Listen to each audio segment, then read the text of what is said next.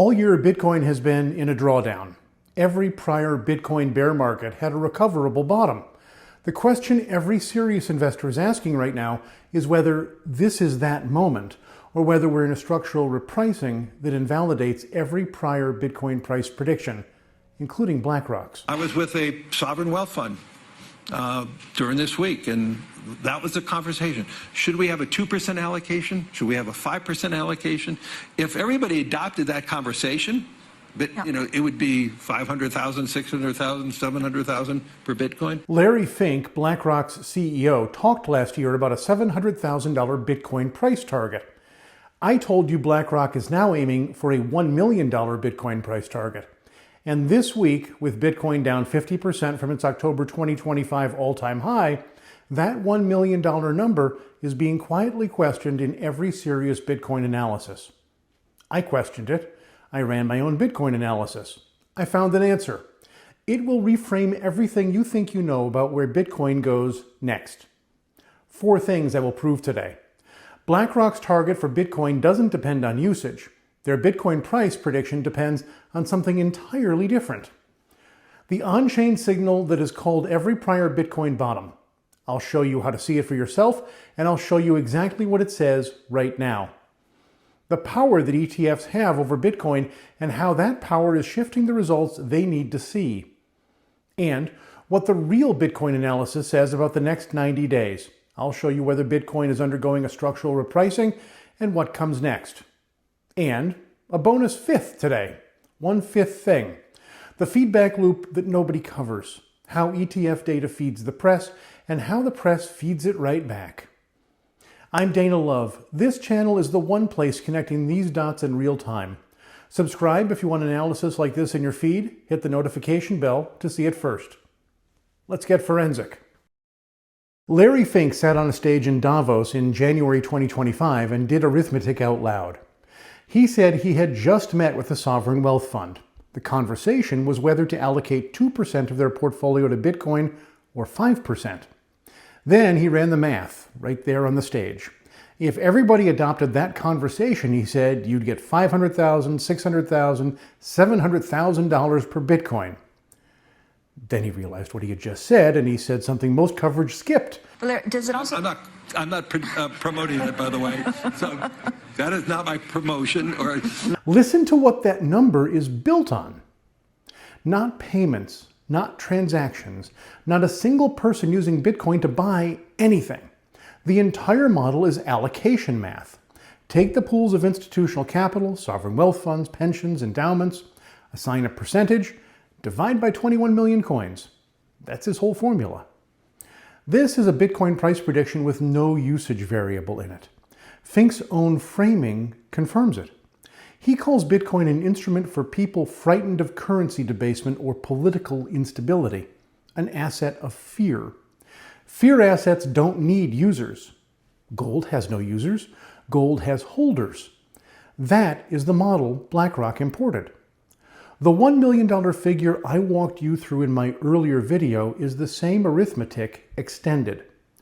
Push the allocation assumption higher, add corporate treasuries and retail advisory platforms to the pools, and the formula clears 7 figures. The number was never the point. The formula was the point. In my last video, I showed you how the Genius Act closed Bitcoin's path as a payment network. That is now structural. My case for Bitcoin, even bolder than BlackRock's, is that Bitcoin will be held, not transacted. Digital gold with a fixed supply and no sovereign issuer. That distinction is not academic. It is the entire diagnostic. A usage-based model breaks when adoption stalls. An allocation-based model breaks when flows reverse. Those are not the same failure mode, though. Bitcoin had no users in Fink's formula to begin with, so there's only one question. Are the capital pools still allocating? That question has an empirical answer. I'll get there in Chapter 3, but first, the signal. There is one on-chain metric that has coincided with every major Bitcoin cycle bottom in history. 2015, 2018 into 2019, 2022, It is called the MVRV Z-score. and you can check it yourself for free. I'll tell you where. MVRV stands for market value to realized value. Market value is simple, price times coins in circulation. Realized value is the clever part. Instead of pricing every coin at today's price, it prices every coin at the price when it last moved on chain. Add those up and you get the aggregate cost basis of every Bitcoin holder on Earth. That's not sentiment. That's not a survey. The actual price is actually paid, recorded on a public ledger. It's ingenious. The Z-score measures how far the market price is stretched above or below that cost basis. When the score ran high, above 7, it marked cycle tops with remarkable precision, historically within 2 weeks of the peak. When the score touched 0 or dipped below it, the market price had fallen to the aggregate cost basis of the entire network. Every prior bear market formed in that zone. Here is the current reading. As of July 10, the Z-score sat at 0.35, the 19th percentile of its entire history. The realized price, the network's aggregate cost basis, sat near $52,600. Bitcoin traded near $62,500. Close to the zone, but not in it. And there is a second layer. Split the holders in two. Short-term holders, coins which have moved within 155 days, have a cost basis near $69,000. They're underwater. Their MVRV printed 0.84 in June, an 18% average loss. That is capitulation territory. Long-term holders have a cost basis near $49,700. Their MVRV is 1.29, still in profit. At the 2015, 2019, and 2022 bottoms, those two numbers converged. They have not yet converged. You can watch this yourself. Bitcoin Magazine Pro publishes the MVRV Z-score chart free. Glassnode and CryptoQuant track the holder split. No subscription required for the headline number. BlackRock published a price target. That target has a formula. The formula has one variable. And right now, that variable is moving. Let me show you what the data actually shows. The formula needs one input. That input has a name. It's a pipe, and I can show you exactly how it works. When money enters a spot Bitcoin ETF, an authorized participant buys real Bitcoin on the spot market and delivers it to the custodian. When money leaves, the custodian sells real Bitcoin on the spot market. Rule-based, automatic. No trader deciding whether Bitcoin is cheap. Analysts now estimate ETF flows explain roughly 45% of weekly Bitcoin price moves, nearly half the price action running through one mechanical pipe. BlackRock built the biggest pipe. IBIT held over 800,000 Bitcoin at its peak, the largest Bitcoin fund on Earth by a factor of 3. On May 22nd of this year, IBIT crossed $90 billion in assets, the fastest growing ETF in US history. Then the pipe reversed. 3 outflow waves across May, June, and early July.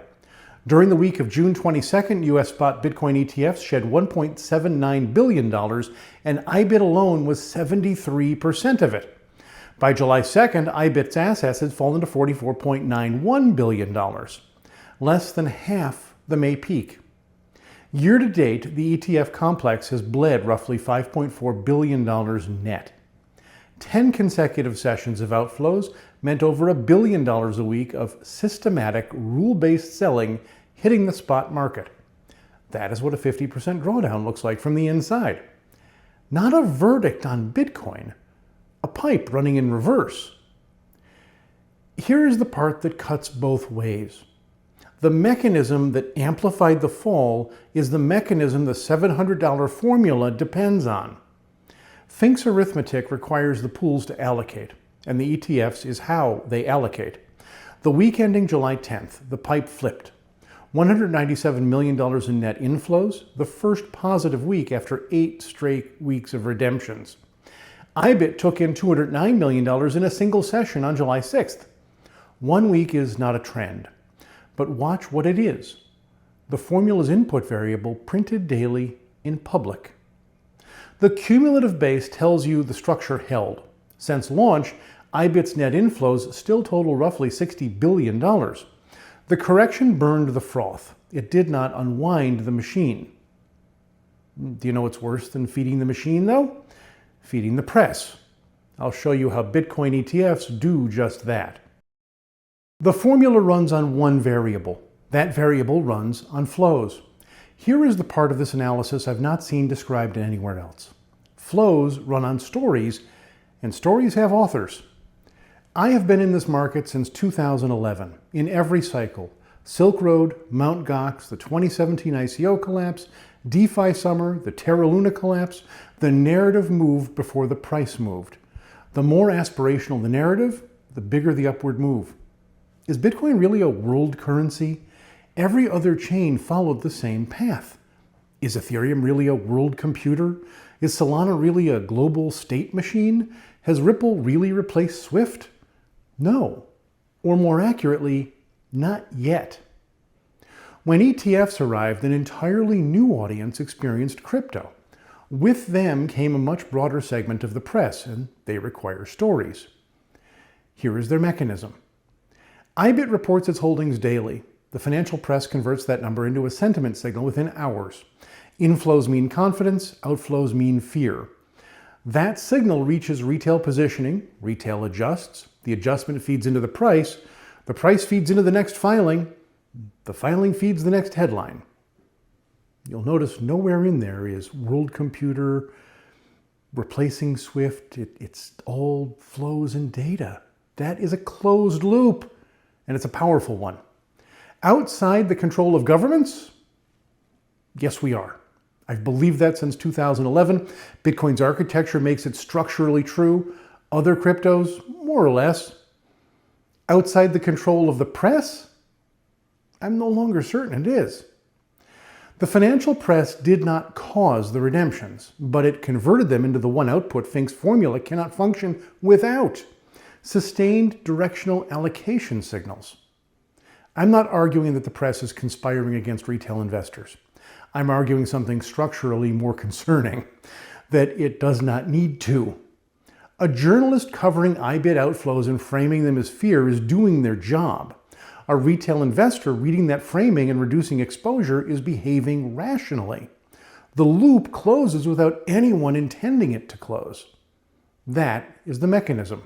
Nobody has to coordinate, they just have the same interest. Now, Bitcoin has proven to be resilient, but it's suffered. The ETFs that want Bitcoin to be digital gold turned Bitcoin into a high beta tech stock. Bitcoin may be maturing past it. I spoke with you about that in an earlier video. And Bitcoin ETFs are wildly successful. Other crypto ETFs launched because of that Bitcoin success. You make one great movie about sharks, now they want to make 50 more. You have one great ETF launch, they want to make 50 more. And they are rarely better than the original. Here's hoping none of them are like Sharknado. My earlier question was outside the control of the press. That question does not have a clean answer. And I think you should know that before you read the next price target note from any institution in this space. So let's look at what the on-chain signal is telling us right now. Put the four pieces in one frame and the picture resolves. The BlackRock model is allocation math. It has no usage variable, so stalled adoption cannot kill it. Only sustained outflows can. The pipe transmits the flows, the press loop amplifies them, and the on-chain signal tells you where the network's cost basis sits. That only leaves one question. What decides the directions of the flows? Last week I answered it. In my Iran video on the 9th, I put the digital gold question at 50-50 and attached a falsifier. The falsifier fired within days. When the fighting moved to the Strait of Hormuz and oil spiked, Bitcoin stopped trading the war and started trading what the war does to the Fed. It fell below its 200-week moving average on Monday, while gold caught the haven bid. Same conflict, two different Bitcoins, and the only variable that changed was the oil to CPI to Fed pipe. That is not a contradiction of the allocation thesis. It is the transmission chain that drives it. The allocators in Fink's formula are rate-sensitive institutions. When the Fed path hardens, they deallocate. The pipe runs in reverse. The press converts the redemptions to fear, and price falls toward the cost basis. When the path softens, the whole stack runs forward. The proof printed on July 2nd. The 10-day outflow streak broke the day a weak jobs report cut rate hike pressure. The flows follow the Fed. Everything else follows the flows. So here is what I'm watching over the next 90 days, and I'd write these down. Or just come back and watch again. First number, $52,600. That's the realized price. If Bitcoin trades down toward it, the Z-score enters the zone where every prior bear market ended. That's the buy-side case getting stronger, not weaker. Second number, $69,000. The short-term holder cost basis. Reclaiming it means recent buyers are whole again and every prior recovery ran through that gate first. So we could be in that stage now. Third number, the weekly ETF flow print. It resolves the only question the BlackRock formula actually asks: allocation or deallocation. It publishes every day. Nobody can hide it. And the trigger that moves all three, the Fed path. Today's CPI data and the July 28th meeting under Warsh will set the direction of the pipe before any chart does. And today's CPI data is meaningful, though tempered by the ongoing war. CPI fell 0.4% in June, the biggest monthly decline since April 2020, bringing annual inflation down to 3.5%. Economists expected a 0.2% drop and 3.8% annual after May's 4.2%. Core was flat on the month against forecasts of up 0.2%, with year-over-year core at 2.6% versus 2.8% expected and 2.9% in May. The driver was energy. The energy index fell 5.7% in June, with gasoline down 9.7%. And oil prices rocketed up once the shooting war in the Persian Gulf started again. Warsh will have a fun meeting. My read about Bitcoin. This is a drawdown inside the allocation area, not a structural repricing. The formula behind $700,000 number and behind the $1 million extension of it survived this crash because the cumulative capital base held near $60 billion while the price was cut in half. I put the odds that the cycle low prints between 52,000 and 63,000 before year end at 60%. And my falsifiers, they're on record. 4 consecutive weeks of net ETF outflows with IBIT leading them, and the allocation thesis is failing in real time. Bitcoin losing the long-term holder cost basis near $49,700, and the bottoming process I described today is broken. Either one happens, we'll come back on, we'll talk about it on this channel. The prediction was never about believers. It was about allocators, and the allocators' answer to the Fed. I'm Dana Love. My book is on Amazon. Thanks for inviting me onto your screen. I'll see you in the next one. If this gave you something to think about, subscribe. I put out new analysis often. Drop a comment too. I answer as many as I can. And watch this one next. I picked it for you. Wherever you found me, I'm glad you did. See you in the next one.